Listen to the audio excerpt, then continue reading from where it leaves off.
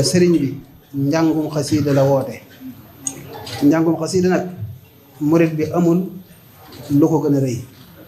rawatina mu bàyyi ko ci ki fi nekkal sëriñ Tuubaa kon nañu xam ne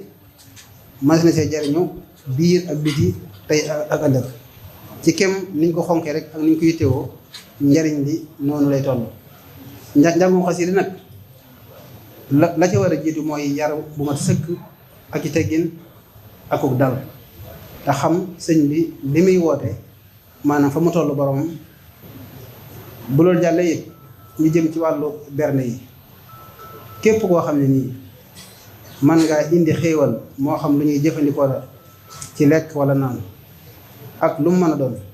bu ca xeeb dara bu ci yéem dara ndax lépp sëriñ bi nu ko fagal.